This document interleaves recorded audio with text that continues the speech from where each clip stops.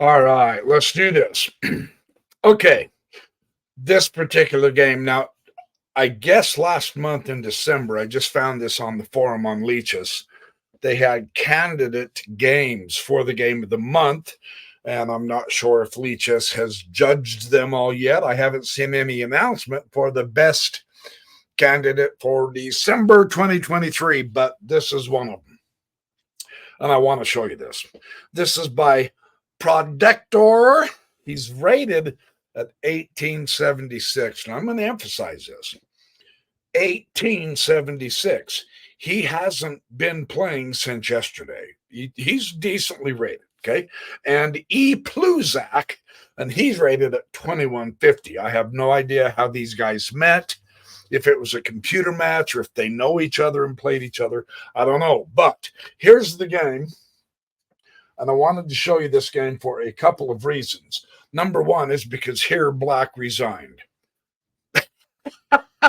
Now, come on, come on. If you believe that, I've got oceanfront property for sale in North Dakota for you. Knight F3, Knight C6. Are we going to see a Rui Lopez or a Gioco Piano, perhaps? We got the Gioco Piano, the quiet Italiano game. Knight F6. So the development's coming along good. Gonna castle right now. Get her done. Just go ahead and get her done. Right? Castle. Bishop E7 preparing to castle. Developing another piece. Simply marvelous, darling. And now, wait. A word from our sponsor, D4. He's going to grab the center. It's never really a mistake to bump both of those pawns up on the center squares. It does create some tension in the center. Yeah. And there is some backup. Yeah. And there is some attacking potential. Yeah. And there is some attacking potential and backup. So it looks like it's going to be a fun game. Yeah. Well, come on. He pushed D4. What do you expect Black to do? E takes D4, of course. So now, you play chess for a while and you kind of get used to sort of a routine in your opening, right? I do. So I'm going to project myself onto you. Incorrectly, I might add. No, I mean, really, truly, my knee jerk reaction response has always been okay, I'll retake with the knight. Yeah. Watch. He goes ahead and attacks the knight. He pushes E5. And I thought, okay. I know it's probably been done a trillion times, but I've always just kind of, when they play the Sicilian with the C5 and stuff, and they push that pawn, I've always just responded by taking it with the knight, right? But instead, he's going to push the pawn. Let's see what happens. And this is the first part of this game that I really want to emphasize. Knight G8. Have you ever seen a better move? And the answer is yes.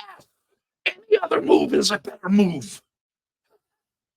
Knight G8. Isn't that fascinating? Now, this guy is rated 1876. And I'm not trying to mock him. I'm just saying, seriously, Knight G8, dude or ma'am, if you're a girl, you need a chess coach. Because I can't fathom doing that. That is an entire waste of time. Anywhere else is better than going back to the G square. Anywhere. I'm not even joking. That is a vastly better move. That is a vastly better move.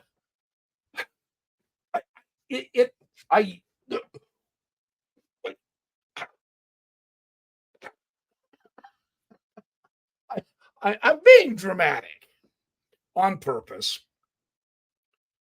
to tell you flat out, don't you ever just put your rook or your knight right back on its starting square. Don't you ever make that kind of a move in your chess game, ever, because there is absolutely no reason to. None. And I'll quit emphasizing that. When I saw that, that's what convinced me. I don't care how the rest of this game goes. I have to show this game. I don't know what, and this is what is so bizarre. When you're 1876, you know better. There's not a book in the world written on chess who would ever say, "Whoa, what a great strategy. Nice move, Bubba." No. So I'm killing it here. I'm overdoing it. I get it. I'm having fun with this because I was so astonished to see this. This truly should help us lose the fear of playing higher rated players if they have this kind of a mistaken conception in their mind that that would be okay. All right. Maybe beating higher rated players isn't going to be such a tough ordeal. Yeah. So, okay. And that is enough. I promise. But I mean, wow. Okay. Now we see the knight take d4. And see, normally that would have been my response a couple moves ago. But that pawn pushes.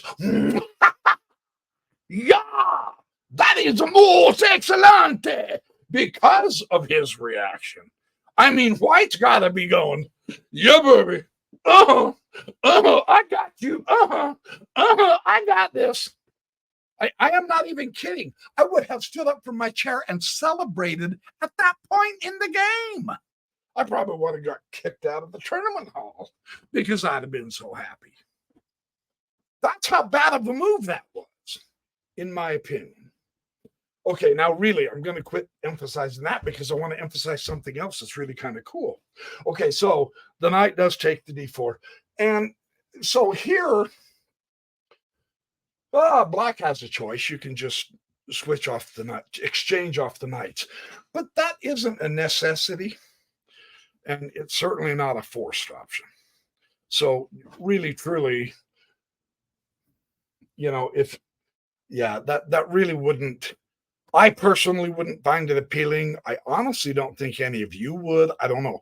In some respects, maybe there's a reason why you would do that so early in the game. I don't know. Why not just keep the pieces on the board and play like crazy? And he didn't. He bopped the bishop on the nose. d5. So bishop comes up here to b5. And, of course, that's a pin to the king. He will break the pin.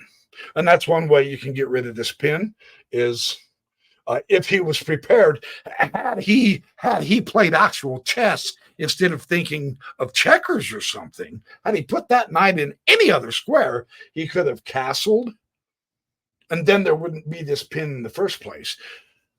Now, this is kind of an important moment in the game because it dramatically begins to shift in favor of white because black's bishops are passively placed.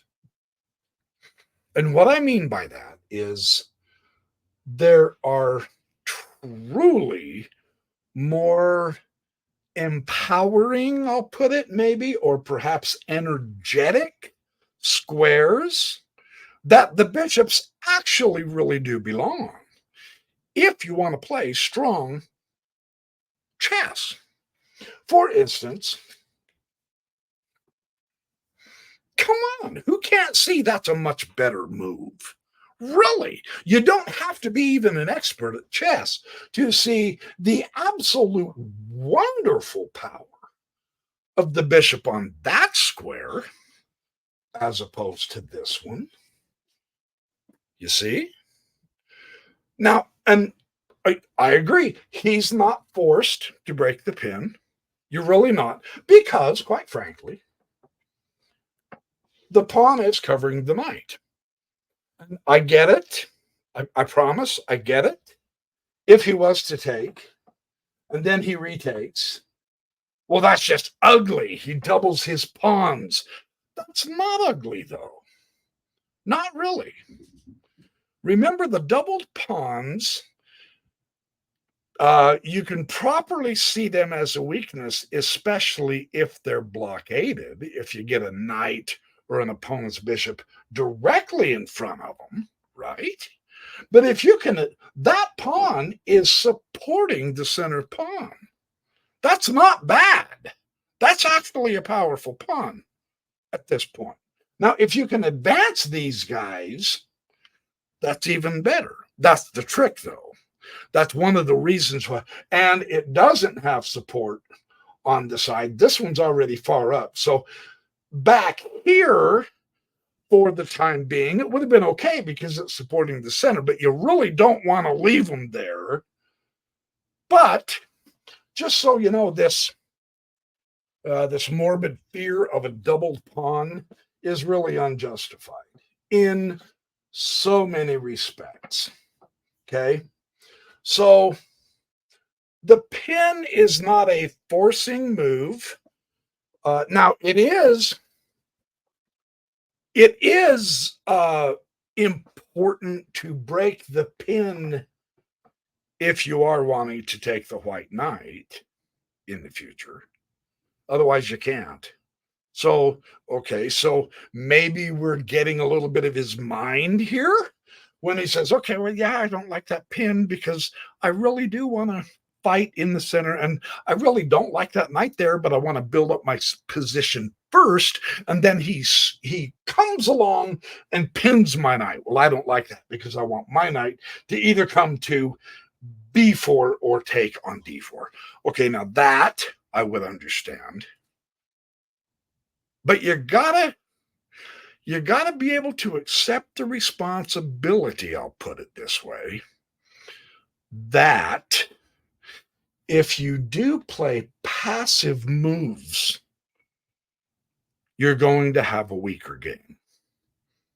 And if you desire to be a strong striker like Alekin, or a very powerful attacker like Tal, you aren't going to do it playing your bishops like this. You will fail. You will fail miserably. You'll suck and you'll lose a lot of games. I'm just saying. They didn't play passively. And by passively,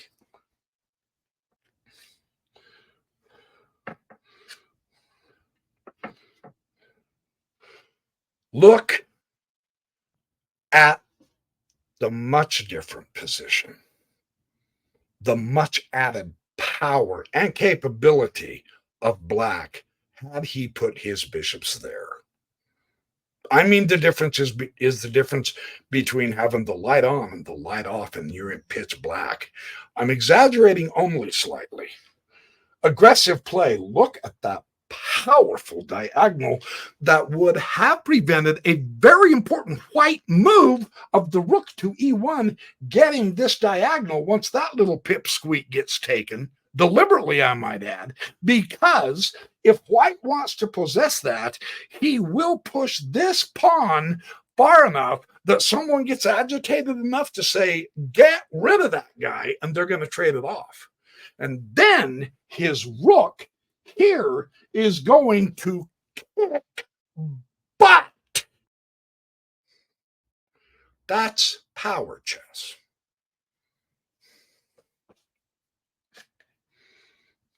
That is power chess because it prevents white having power. This is just so much more powerful. Number one, it prevents him from centralizing the queen on an absolutely delightful center square that she can point toward the king side that's going to be castled on or point toward the queen side if black chooses to castle that way, or she can go straight up if black doesn't castle at all. That is a fantastic place to put the queen in so many positions, and that would have been completely prevented, thus making the black position more powerful because it's preventing white from being more powerful. Do you see that? That's called powerful chess.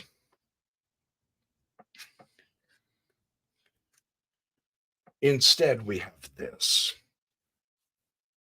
timid, shy. Well, I don't want to really hurt you, chess. So you do have choices, is all I'm saying. So this is a very, very important concept. And now we are actually getting to the crucial part of the game. And this is why I'm overemphasizing on purpose so that it leaves an impression with you. When you see the difference and see the effects of the difference of really good chess places for your pieces, when you actually see the difference and the effect, that's when you remember it. This you do want to do. That you would want to do. I promise you, chess teacher, your chess teacher would say, yeah, you're getting it. Yeah, not bad at all, kiddo. Yeah, I promise. This, the teacher's going to say, okay, you are developing and you are getting a little bit more ready to castle, even though you really flubbed it bad with that dumb knight move. But other than that, you're doing okay. You're doing like, so. I promise. There's no chess teacher out there in the world that's going to crow at you for playing this way as opposed to doing this. I absolutely promise no chess teacher is going to say, well, that kind of sucks. Those weren't very good spots for your bishops. I promise you won't get that reaction. So just, yeah, I'm really over dramatizing this for a very exquisite reason. I love this game for this reason. And I am building it up because white now, okay, now, passive, just flat out wrong, blunder. White now takes complete advantage of the passivity and he makes his pawn stronger than the bishop.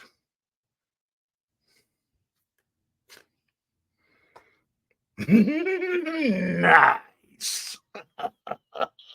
I also promise you, there's not a chess teacher out there that wouldn't go, hey, yeah. What this is doing is white is getting the initiative. And we've all heard that, get the initiative, go with the, oh, what is that? What is the initiative, right? Well, the initiative is basically you playing your powerful game and not letting your opponent play a powerful game. That's kind of simplistic, but that's good enough. Pushing that pawn again. Look, the effect of pushing that pawn has been sweeter than maple syrup on a stack of pancakes, baby. Yeah. So now what's going to happen? Push it again. That pawn beat the snot out of that knight. Well, let's see the pawn manhandle the bishop. F takes. Observe. At this point, this e-pawn has been such an incredible hero. Again, the three pawns that are normally in front of the castled king, if he can ever get castled, One is gone now. And that creates weak squares around a castled king, right? It does support the center pawn. So I'm not saying that was a blunder. Oh, no, not by any means. Observe. See, what is it about being so shy about putting power into our games? Can I show you a good illustration of this? This gives you fantastic control of just one square. And it supports this guy. This guy isn't even under attack, though.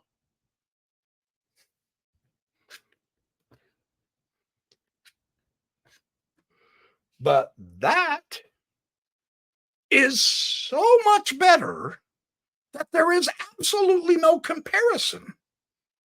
Because once you change off the knights and bring up a pawn, because the queen would, realistically, the queen would retake the knight. Okay, right. And then put the pawn up here, the bishop's covering the pawn, chase off the queen, and then bump that pawn up one. This bishop is an absolute terror across the board. Here, he's just a pawn. And this is how you want to avoid treating your bishops. He's just a pawn. He's nothing. He hasn't even begun to reach his potential.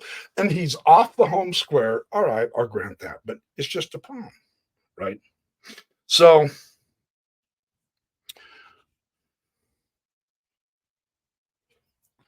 now is the time to pull the trigger. Bishop takes the knight. And again,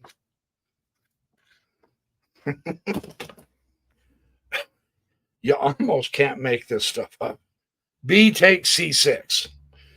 He has, in just two exchanges, completely imprisoned his bishop, which pretty much completely imprisons his queen, which pretty much makes this guy far less than active as he could be, because he's never going to be able to contest this open file.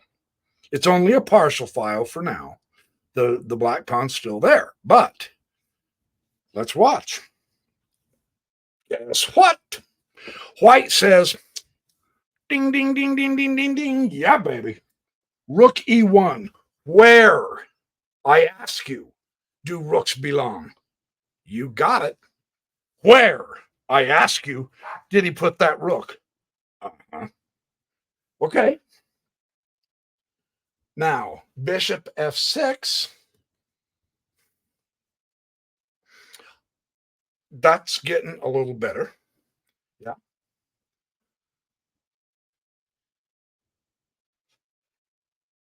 The knight will take e6.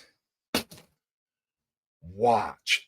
And this is so crazy, you guys, because White's doing something that I don't advocate, and yet he's winning. Crap, there's always exceptions in chess. No sooner than you really convince somebody, hey, this is the very best way to play chess, then you find a truly inspiring, excellent game that doesn't play that way in chess, but still wins. Welcome to chess. But the coordination and the ability of the knight to break open the center because the king is not castled. So this is good strategy, because if your opponent doesn't castle his king, then break open the center and chase him down in the center. That's what we're seeing white do. That's why it makes perfect sense for that knight to take the pawn, because it's a knight sacrifice. But he's got a really nice rook backing him up. So is it a sacrifice? That's the question. Yep, it is. Bishop takes e6.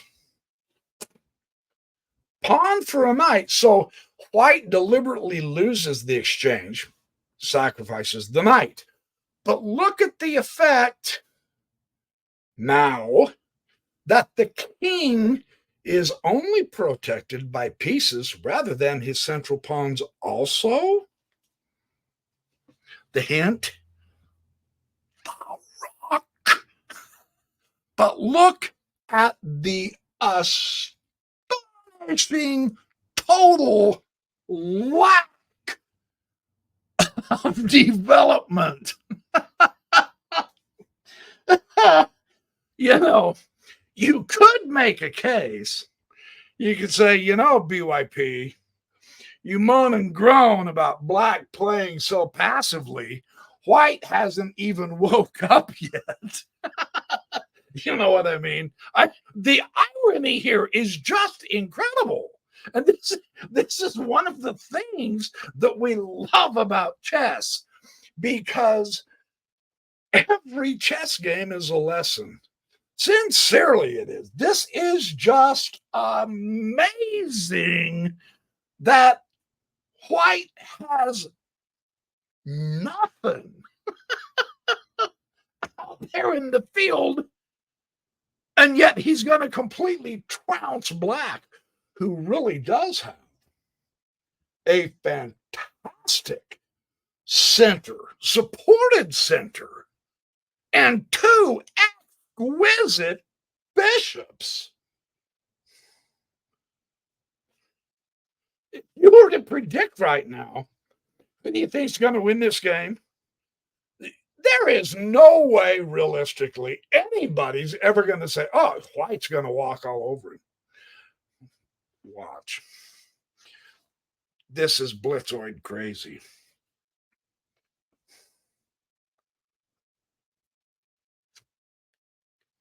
Knight to e7. Oh, no. Hold on. Rook takes, check. The rook on the open file is being used in the finest way because the king didn't castle. So the punishment of not castling is torture, chaos, mayhem, and checkmate. And you think I'm kidding, don't you? Understand something that is really amazing about this particular game is the black really does genuinely, without exaggeration, have really good, backed by the queen also, really good power in the center. And white got nothing. White got absolutely nothing except open space.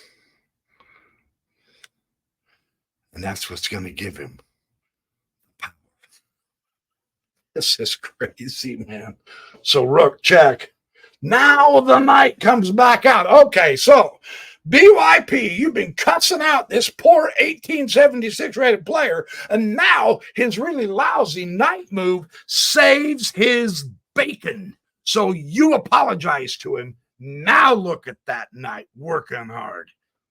All right, you could technically make a case like that, somewhat, maybe. And then white kills him. Queen h5 check.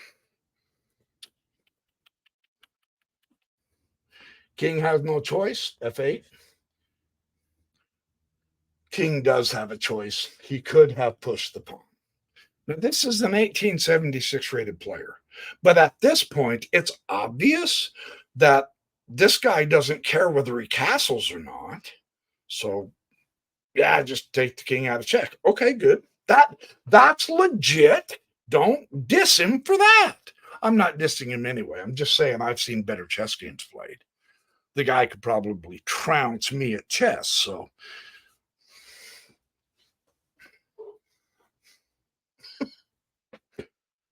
the other thing in an opening is it is genuinely best. I have been reading, by the way, just so you know, The Best Lessons of a Chess Coach by Wiramontri. Very excellent book.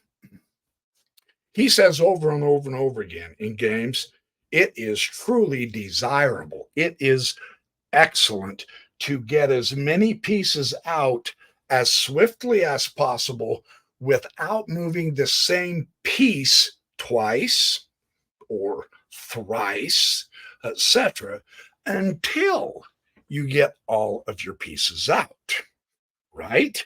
So we see White blatantly disregard this here,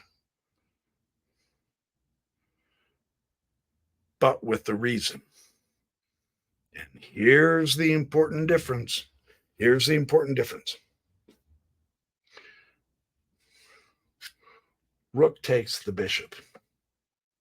Check. Well, it's the same piece. One, he's castled. Then he's moved it. Then he's taken a piece. Now he's taken another piece. So, I mean, that's like 3 or 4 rook moves, right?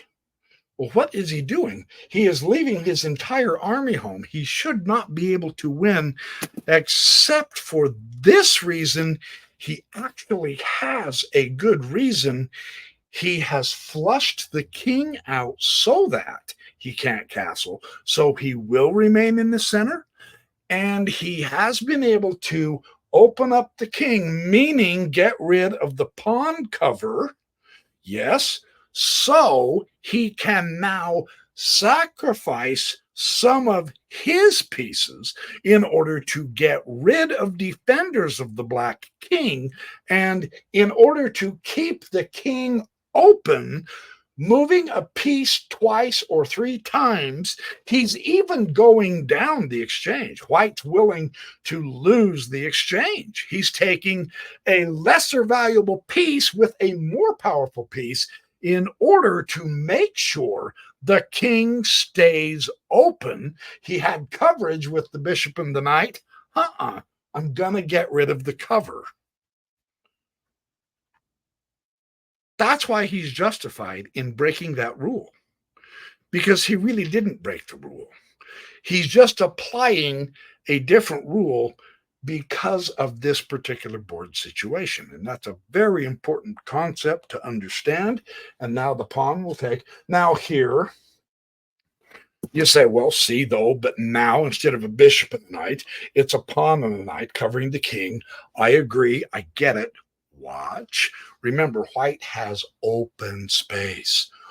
Open space gives you the huge advantage. Now, bishop h6. Check. Uh-oh. Are you seeing it? Isn't that amazing? The guy didn't hardly develop anything, and yet he's beaten this guy. That's pretty impressive. King g8. And again, he's going to move a piece that he's already moved. And he's not going to continue developing the rest of his army because he's got the king cover blown completely apart through the sacrifice of his piece. So it makes beautiful sense that the queen comes to g4 to check. Now the knight plays hero. See, I know I dissed that knight move because he came out and then he went back. Well, he helped out block a check. Now he helps out again blocking a check. So that knight has not been a wasted piece like this guy, he never moved. Technically speaking, and astonishingly enough, neither did she. She's the most powerful piece on the board. But he never got his queen moved in the game. Did you notice that? That should make you scratch your head and say, sincerely, I'm not attempting to insult this chess player because I make worse blunders than we've seen here. But sincerely, you have to change your chess thinking if you think you don't need to use your queen at all in a chess game. Somewhere along the line, you've got some crossed wires, and you really need to straighten that out. So I'm here to advise you, never let a game go by where you don't actually use your queen like this guy did. That's mind-boggling. Wow. Never used his queen, and it's wide open. I don't grasp it. Knight G6 blocks. Checkmate. Who used their queen? Who won? Who didn't use their queen? Who lost because of that? Right? Now, on the flip side, and this is one of the ironies of this. Wow, he didn't use much either. You know, you twit him, he didn't use him. Well, he didn't use him or him. That is correct. But in the beginning, he played pushing that pawn, putting the rook here. Like I told you, white played power chess. Black, in bringing his bishops forward with baby steps, not a mistake, but it's too passive. There's no power in it. And yet that pawn push was powerful. The rook, and then using the rook, and then sacrificing the exchange of the rook, getting the queen here, getting the bishop. That's power chess. That's the difference. So just truly fun game to look at. I had a blast when I found this. I said, oh, yes, there is a chess god because my audience is going to love this. So there's the analysis. Thanks for watching the Backyard Professor videos. I wish you the very best in this new year. We are going to have a really good new year. Unless that's my beautiful theory, unless it's destroyed by an ugly fact, because many a beautiful theory has been completely destroyed by ugly facts. But let's hope mine doesn't, because I would really like to have an excellent, exquisite, fun, entertaining, interesting, and learning year in chess. And I'm going to do everything I can to bring that to you to help you have a great year in chess along with myself. And I am so looking forward to doing more of these and seeing more of you. So you guys have a great time. Enjoy this game. Play through it again and see if I missed anything. I don't think I did. That was an astonishing game. So, hey, appreciate all of you. Thank you.